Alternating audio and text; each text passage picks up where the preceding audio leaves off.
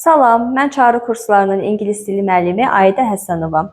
Bugün buraxılış imtahanlarında olduqca geniş istifadə olunan və abituriyentlərin də müəyyən qədər problem yaşadığı sadə zaman formaları haqqında video dərsi sizlərə təqdim edirik. Feilin sadə zaman formaları hansılardır? Gəlin onları lövhədə qeyd edək. Feilin sadə zaman formalarından birincisi olacaq indiki sadə zaman. Yəni present simple tense form.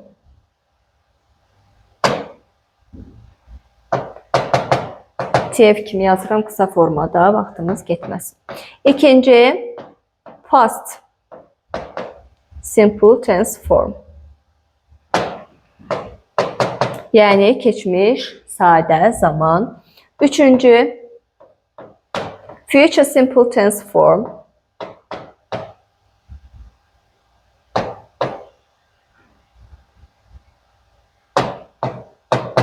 Future simple tense form gələcək sadə zaman. Və dördüncü, future simple in the past.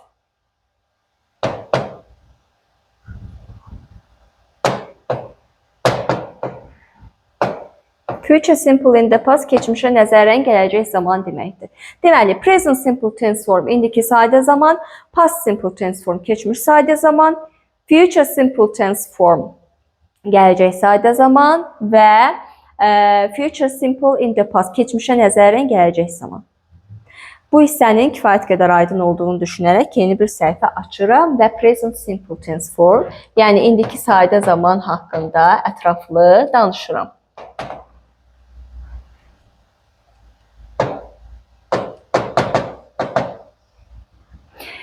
İndiki sadə zaman nədir? İndiki sadə zaman necə düzəlir? Gəlin bu haqda danışaq.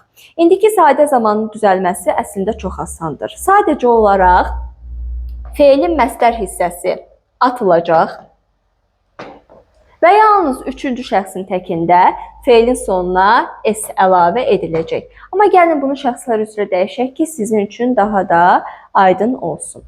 Məsələn, deyirəm, I read. You read. He.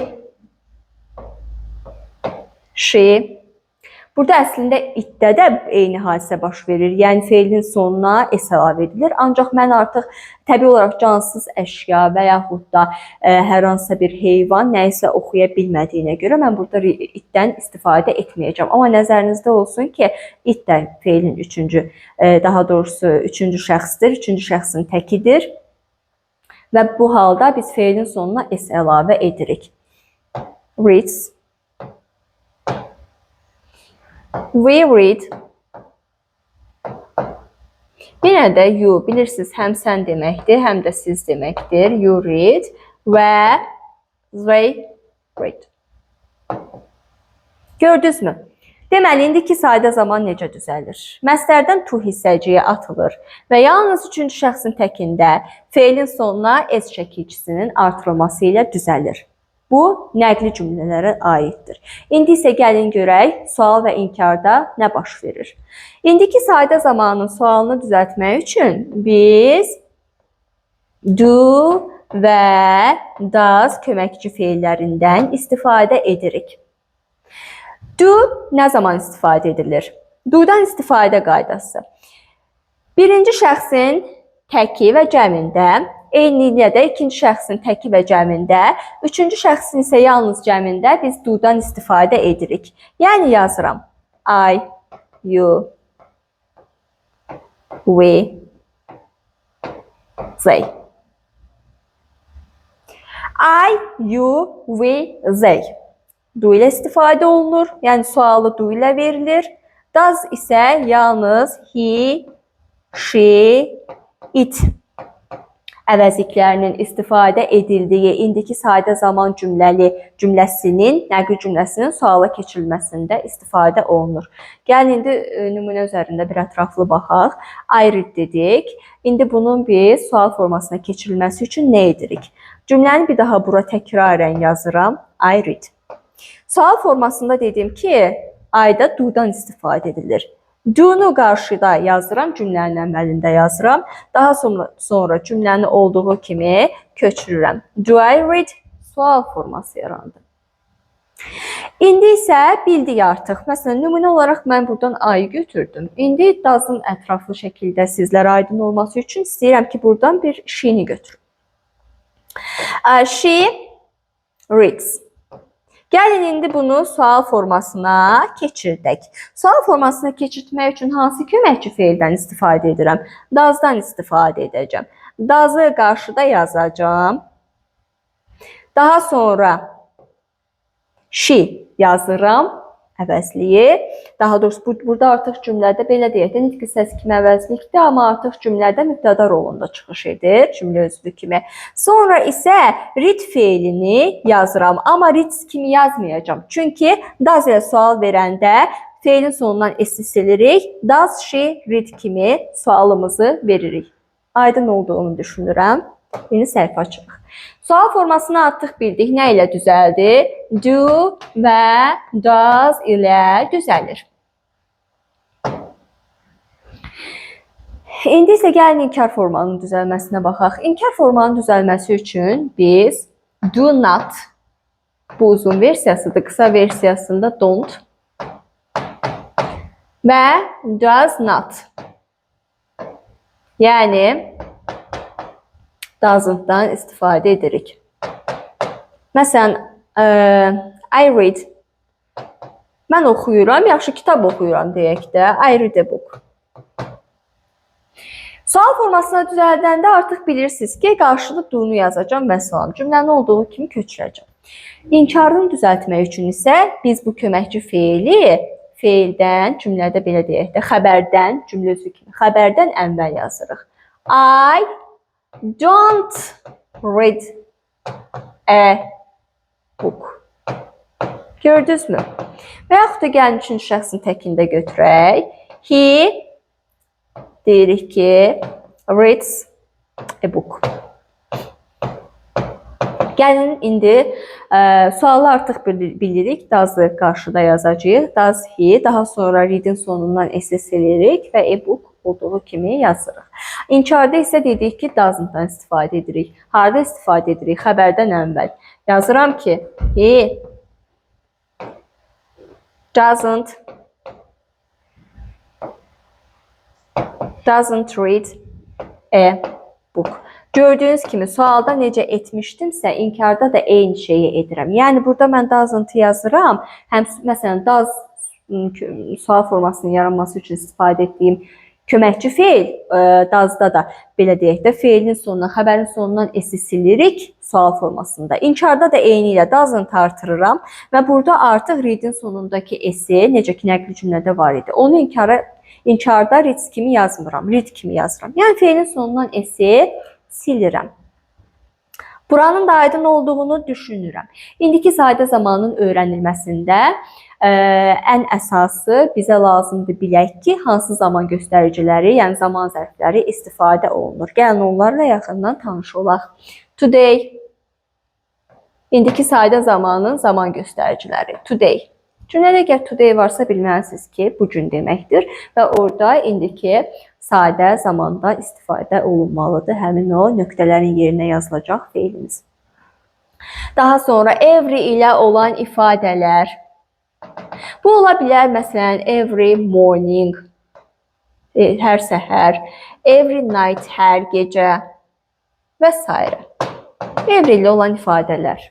Daha sonra rarely, nadirən. Rarely, nadirən. Often, tez-tez.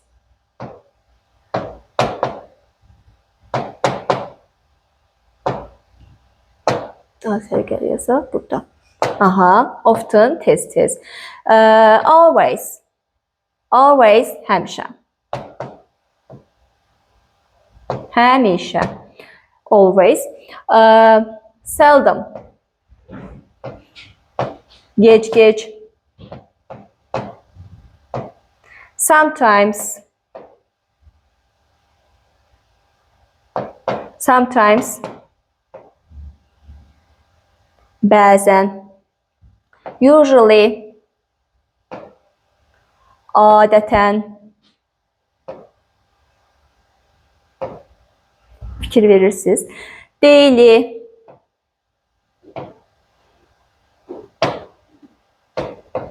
gündəlik,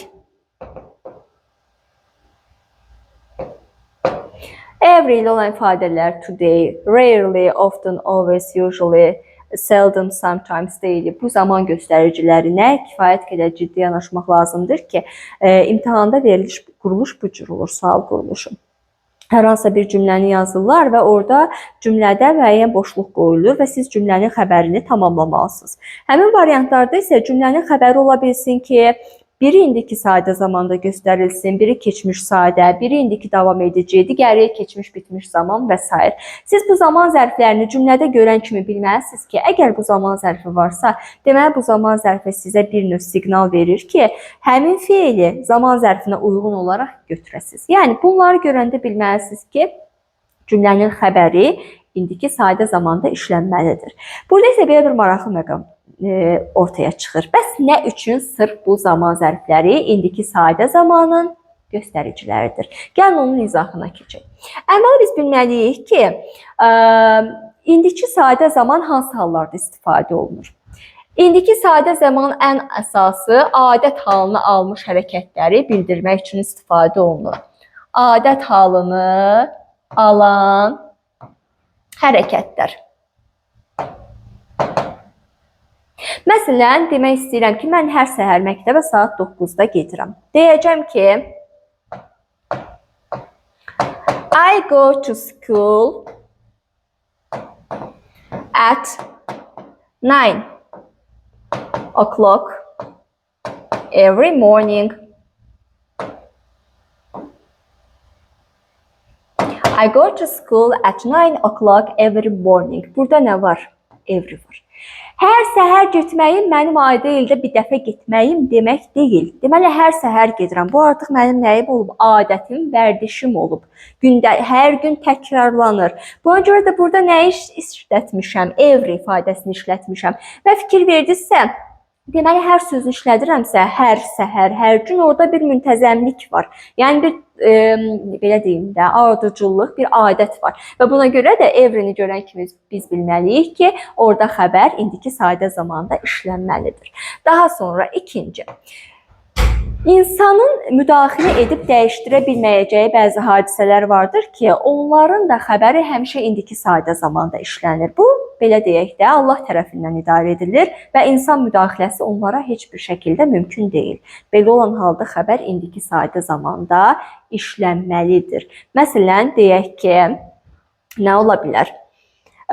Günəş şərqdə çıxır. Necə yaza bilərik? The sun rises in the east.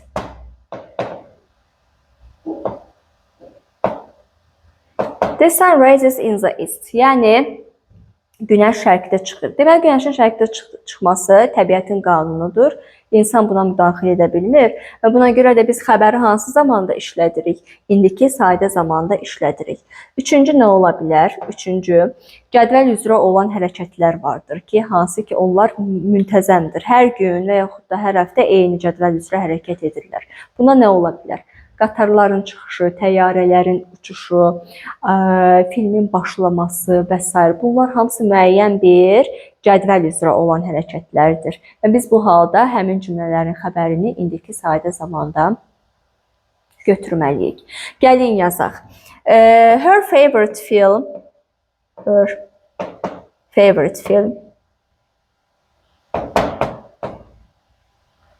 begins at 8 o'clock. Onun sevimli filmi saat neçədə başlayır? 8-də başlayır. Deməli, bu cədvəl üzrə olan hərəkətdir də. Hər gün, həftənin 5 günü olsun, nə bilim, 6 günü olsun və yaxud da həftədə bir dəfə belə olsa, onun filmi nədir? Konkret olaraq saat 8-də başlayır. Biz ona görə də burada indiki davam edici zamandan filan istifadə edə bilmərik. Konkret olaraq feili indiki zamanda, indiki sadə zamanda götürməliyik. Sonra artıq yer qalmadığı üçün bu hissəni silirəm. Screenshot-a ehtiyac varsa ekran görüntüsünə. Bunu götürə bilərsiniz. İndi isə danışırıq nədən? Demək olar ki, bütün imtahanlarda rast gəlinən və şagirdlər tərəfindən səhv salınan bir məsələ var, hansı ki, o indiki sadə zamanla bağlıdır. Keçmiş sadə zamanla da bağlıdır. Sadəcə etap-etap buna gələcəm. Şərt və zaman budaq cümlələrində belə deyək. Bəzi bağlayıcılar var ki, onlar işlənir. When, if, when nə zaman, anda, əndə, belə deyək də, anda, əndə mənasını verir. If, əgər, till, until, qədər. After, sonra. Before, əvvəl. As soon as, kimi, zaman mənasını bildirir. Bu şərt və zaman budaq cümlələrinə aiddir. Diqqətli olun. As soon as və unless. Unless masa, məsə şəkilçisinin ingiliscə ekvivalentidir. Görək burada nə baş verir. Baxın. Belə bir ox çəkəcəm. Bura 1 yazıram. Burada da 1 yazacağım. Bura 2, burada da 2. Elə təsəvvür edin ki, bir test sizə belə deyək də rast gəlib və bu testdə sizdən tələb edir ki, bu cümlənin ortasında bu bağlayıcılar işlənib. Bağlayıcıların işləndiyi cümlədə sağ və sol tərəflərdə feillər hansı zamanda götürülməlidir, göstərilməlidir. Belə olan halda nəyə fikir veririk? Mütləq şəkildə budaq cümlə, bu tərəf budaq cümlədir. Budaq cümlədə belə deyək, mütləq şəkildə sadə zamandan istifadə olunur. Bu ya ola bilər indiki sadə zaman.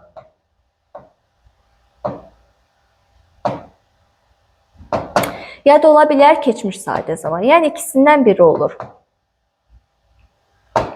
Budaq cümlədə feilin indiki sadə zamanda işləndiyi halda baş cümlədə həmin feil gələcək sadə zamanda işlənməlidir. Yəni future. Future simple. Heç bir halda belə deyək, budaq cümlədə gələcək zaman işlənə bilməz. Yəni şəlvilli bir söz işlənə bilməz. Bunu tamamilə yaddan çıxarın. İkinci halımıza baxaq. Budaq cümlədə nə işlənib? Past simple işlənib. Yəni keçmiş sadə zaman. Mütləq şəkildə bunu nəzərə alırsınız ki, əgər budaq cümlədə keçmiş sadə zaman varsa, baş cümlədə keçmiş zamanda işlənməlidir. Belə deyək, keçmiş eqoist zamandır. Ancaq keçmişlə uzlaşıb, keçmişi özünə götürür.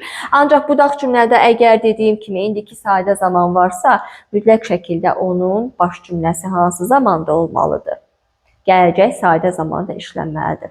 Buna diqqət etmək lazımdır. İndiki sadə zaman haqqında danışdıqlarım bu qədər. Keçək keçmiş sadə zamana. Keçmiş sadə zaman nədir?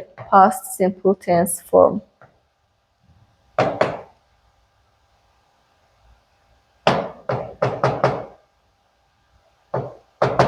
Past simple tense form nədir? Keçmiş sadə zaman.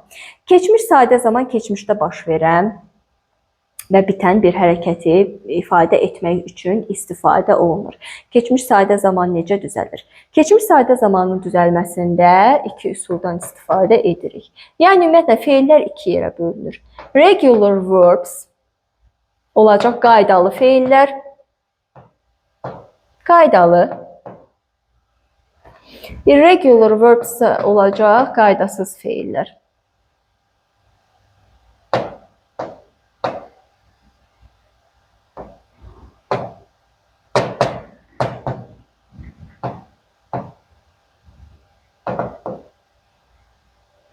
Irregular verbs isə qaydasız feillər. Deməli, qaydalı feillər necə düzəlir? Qaydalı feillər keçmiş zamanlarını düzəltmək üçün id şəkilçisindən istifadə edirlər. Qaydasız feillər isə adı üstündə qaydasız olduğuna görə qaydaya məhəl qoymur və tamamilə kökündən dəyişməklə düzəlirlər. Qaydasız feillər haqqında da şifahi şəkildə əslində danışılmır. Qaydasız feillərin cədvəli var və hər bir qrammatika kitabında, ingilis dilinin qrammatikası kitabında buna yer verilib. Sadəcə olaraq siz bu cədvəlləri öyrənməlisiniz. Gəlin amma qısa məlumat verim. Məsələn, bir qaydalı feil götürək. Hansı ki, həmin qaydalı feil keçmiş zamanını id şəkilçisi ilə düzəltsin. Məsələn, to explain feili, explain nədir? İzah etmək və qaydalıdır. Niyə qaydalıdır? Çünki keçmiş zamanını id şəkilçisini artırmaqla düzəlir. Explained Gördünüz, keçmiş zamanını id ilə düzəltdi. Amma elə ola bilər ki, məsələn, bir feili olsun, write, to write, yazmaq feili. Yazmaq feili artıq qaydasız feildir. Çünki kökündən dəyişib, keçmiş sadə zamanını düzəldir. Belə olan halda o kökündən dəyişir və wrote olur. Gördünüzmü? Tamamilə dəyişdi. Ona görə də bunu cədvəl şəklində öyrənmək lazımdır. Gəlin, indi sual və inkar formasından danışaq. Keçmiş sadə zamanın sual formasının düzəlməsi üçün did köməkçi feilindən istifadə olunur. Məsələn, elə wrote sözünü cümlədə istifadə edirəm. I wrote an article. Mən bir məqalə yazdım. Keçmiş sadə zamandadır. Bunu sual formasına keçirdirəm. Mən məqalə yazdım. Necə deyə bilərəm? Did yazıram cümlənin əvvəlində. I. Və burada da wrote olduğu kimi saxlaya bilmərəm. Mən wrote-u ilkin formasına qaytarmalıyam. Yəni, ilkin forması nədir? Write-dir. Did I write an article? Aydın oldu mu? İnkar formasının düzəlməsinə də baxaq. İnkar forması isə necə düzələcək? Did not və yaxud da qısaca didn't ilə düzələcək. I wrote an article-ı inkar formada yazmaq üçün I-ı yazıram. Yenə də didn't köməkçi feilini mən xəbərdən əvvəl artırıram. I didn't və write da yenə ilkin formada yazıram. Wrote kimi saxlaya bilmərəm. I didn't write an article. Yəni nə deməkdir? Mən məqalə yazmadım. Sual və inkar forması da tamamilə aydındır deyə düşünürəm. Gəlin indi baxaq görək keçmiş sadə zaman hansı hallarda istifadə olunur. Keçmiş sadə zamandan istifadə qaydasının biri budur ki, keçmişdə ardıcıl baş verən hərəkətləri bildirmək üçün istifadə olunur. Məsələn, deyək ki, he entered the room. He entered the room. Gördünüz, entered hansı zamandır? Keçmiş sadə zaman. Took his cap off. Yəni, o otağa daxil oldu, papağını çıxartdı, sonra nə etdi deyək? Çay içdi deyək də. Drink keçmiş zamanda indi öyrənəcəksiniz qaydası feillər cədvəlində. Keçmiş zamanda olacaq drank. Drank. Məsələn, and yazaq deyilə burada. Və nədir? Çay içdi.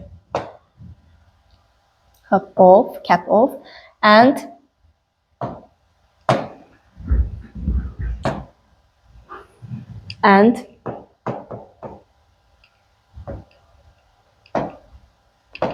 drank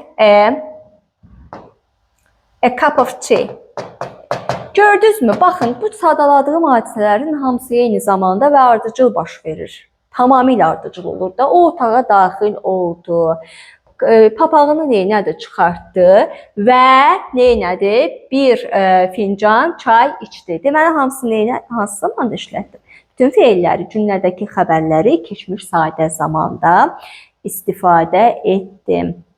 Daha sonra keçmiş sadə zamanının istifadə olunması zamanı belə bir nüansa da daim toxunulur ki, keçmişdə adət halını almış etdiyin hərəkətlər, lakin indiki dövrdə artıq onu yerinə yetirmədiyin hərəkətlər vardır ki, bunlar keçmiş zamanda, belə deyək də, indiki zamanda danışırıq, ancaq keçmişdən danışırıq.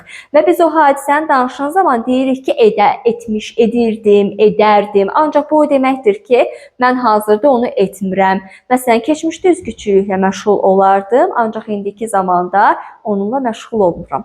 Biz bunu düzəltmək üçün ingilis dilində used to ifadəsindən istifadə edirik. I used to go swimming.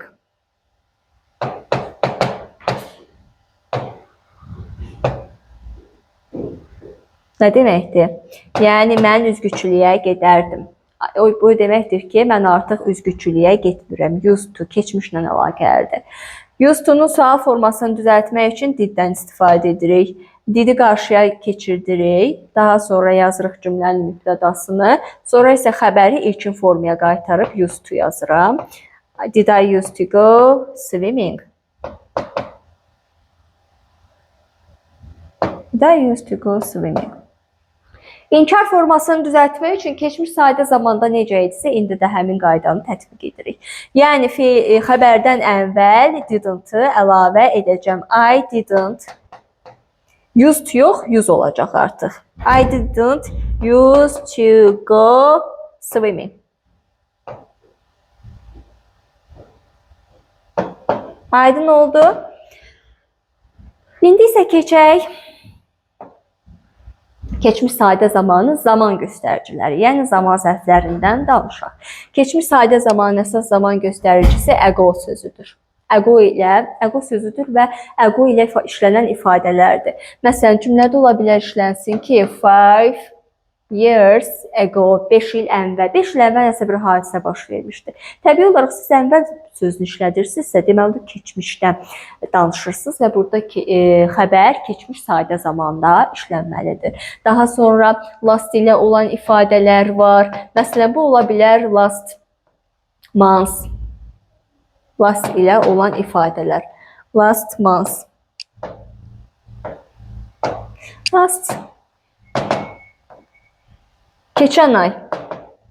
Last year. Nə bilim, keçən il. Gördünüz mü? Keçmişdən danışırıq. Sonra yesterday. Yesterday nə deməkdir? Dünən. The day before yesterday. Sırağa gün.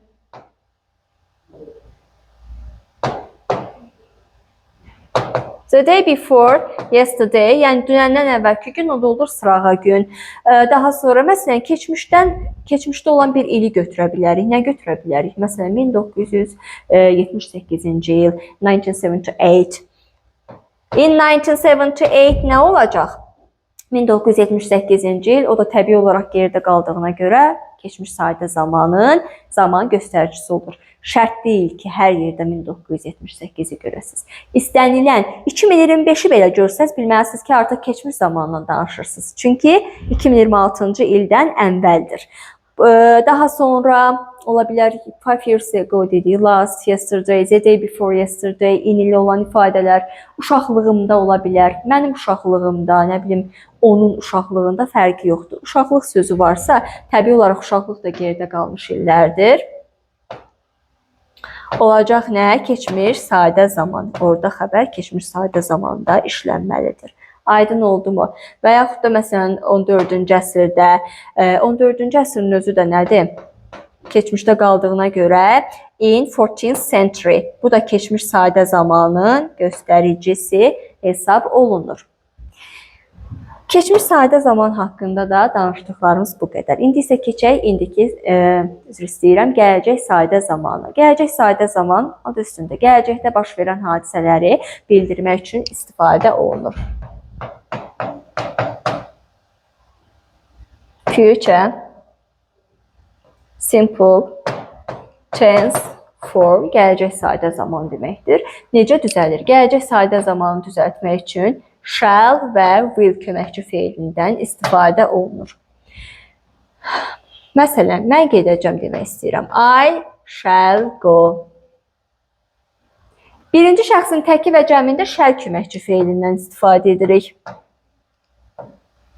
We shall go. You will go. He, she, it will go. He, she, it will go. You will go. Və they will go. Deməli, nə bildik? Nəyi aydın etdik burada?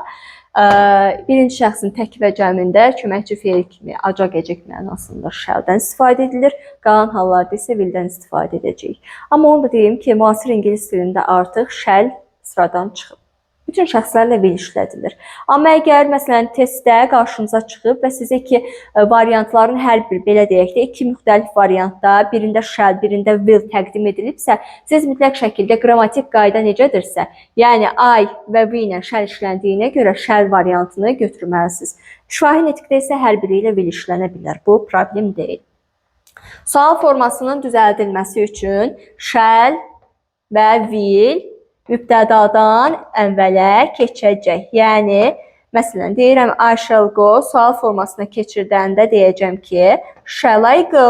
Mən gedəcəm. Görürsünüz. İnkar formasının düzəlməsi üçün isə biz xəbərdən əvvəl not inkar hissəciyini artırırıq. Yazırıq ki, I shall not, bu qısa formada shan't da yazılır. I shan't go. Mən getməyəcəm. Deməli, nə artırdım? Köməkçi feildən sonra və xəbərdən əvvəl not inkar hissəciyini artırıram. İnkar formanın düzəlməsi üçün. Sualda isə shall və will cümlədən önə keçəcək. Gələcək sadə zamanın işlənmə qaydasını artıq bilirik. Sual və inkar formasının düzəlməsi haqqında da məlumatımız var. İndi gəlin gələcək sadə zamanın zaman göstəricilərindən danışaq. Ən çox işlənən nədir? Tomorrow.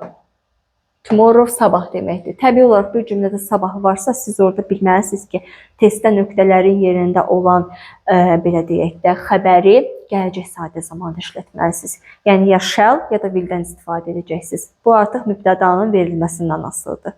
Necə veriləcəksə, ona uyğun davranacaqsınız. Tomorrow, next ilə olan ifadələr.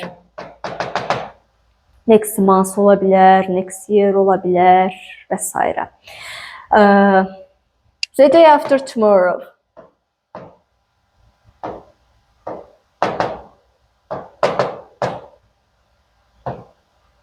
Day after tomorrow, yəni birisi gün. Bu da yəni gələcəyi bildirir. Bir gün sonra, 2 gün sonra fərqi yoxdur. Gələcək mənalı ifadə edir. Daha sonra tomorrow, next day after tomorrow, soon, tezliklə. Bəli, tezliklə nəsə olacaq. Həll olmayıb, amma tezliklə olacaq. İndi gələcək sadə zaman işlənir. In days. Məsələn, in a day, bir günə. Burada bir günə şərt deyil, bir neçə gün də çəkə bilər. Məsələn, şərt olaraq 4 gün götürürəm. In 4 days, yəni 4 günə. Nə deməkdir 4 günə? Yəni 4 günə nəsə baş verəcək.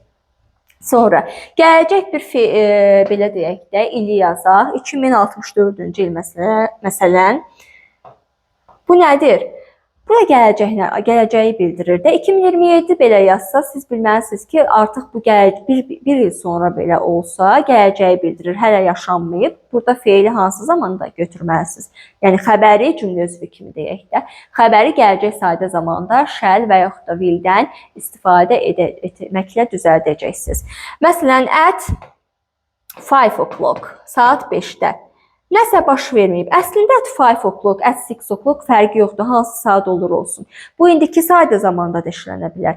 Keçmiş sadə zamanda da işlənə bilər. Gələcək sadə zamanda da işlənə bilər bu zaman zərfi. Siz sadəcə olaraq orada fikir verməlisiniz ki, cümlənin məzmunu nədir? Hansı zamandan danışır? İndiki, keçmiş, yoxsa gələcək zamandan danışır? Bunu bilməlisiniz.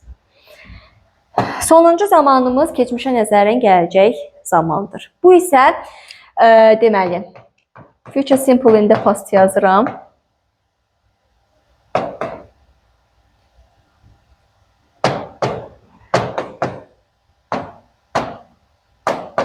Bu isə should və would'dan istifadə etməklə düzəlir.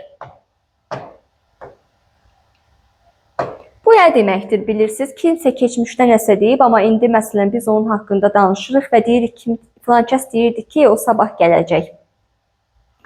Burada nə işlənir? Biz burada should və would'dan istifadə edirik. Və ona görə də biz, bu nə deməkdir? Yəni, deməli, artıq biz indiki zamandayıq. Sadəcə olaraq keçmişdə baş verən hadisə haqqında danışırıq. Ona görə bunun adı keçmişə nəzərən gələcək zamandır. Yəni, keçmişdə danışılırdı, gələcək haqqında danışılırdı və gələcək nədir? Artıq bugündür. Fikrimi aydın çatdırmaq üçün bunu misallar üzərində izah edəcəm. Məsələn, deyək ki, She said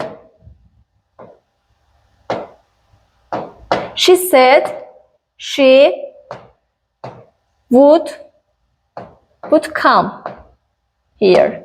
O deyirdi ki, o bura gələcək. Keçmişdə deyirdi ki, mən məsələn deyirdi ki, mən gələcəm. Mən ora gələcəm. gedəcəm və yaxud da fərqi yoxdur. İndi burada come'dan istifadə etmişik deyə gələcək deyirəm. She said she would come. Burada will istifadə edə bilmərik. Niyə bilirsiniz? Will istifadə etsək artıq keçmişə nəzərən gələcək olmur. Keçmişdə deyilib ki, gələcəm. Ona görə də burada nədən istifadə edirəm? Would'dan istifadə edirəm. Yeri gəlmişkən onu qeyd edim ki, shall hansı şəxslərlə işlənirsə, yəni I və we ilə işlənirdi deyə, burada da should'u nə ilə istifadə edəcəm? I və will şəxsləri ilə istifadə edəcəm. I və we. Bu isə yerdə qalan şəxslərlə işlənəcək. You, he, she, it. Say. Bunlar isə would-dan istifadə olunacaq. Sual və inkar formasının düzəlməsi eyni qaydada baş verəcək. Yəni, nədən istifadə olunacaq? Should və would cümlədən önə, mübtədadan önə keçəcək. İnkar formasının düzəlməsində isə yenə eyni qayda. Should və would-dan sonra not inkar hissəciyi əlavə olunacaq. İndiki sadə zaman, keçmiş sadə zaman, gələcək sadə zaman və keçmişə nəzərən gələcək sadə zamanlar əslində olduqca asan mövzulardır. Sadəcə olaraq siz abituriyentlərdən müəyyən qədər diqqət tələb edir. Diqqətli olmaqda fayda var. Əsas zaman göstəricilərinə diqqət edin. Çünki testlərdə daha çox zaman göstəriciləri sizə siqnal verən sözlər kimi iştirak edir. Belə. Yenə də ənənəvi olaraq onu qeyd edim ki, əgər hər hansı bir sualınız varsa, rəy bölməsində bunu bizə çatdırmağı unutmayın. Hələlik.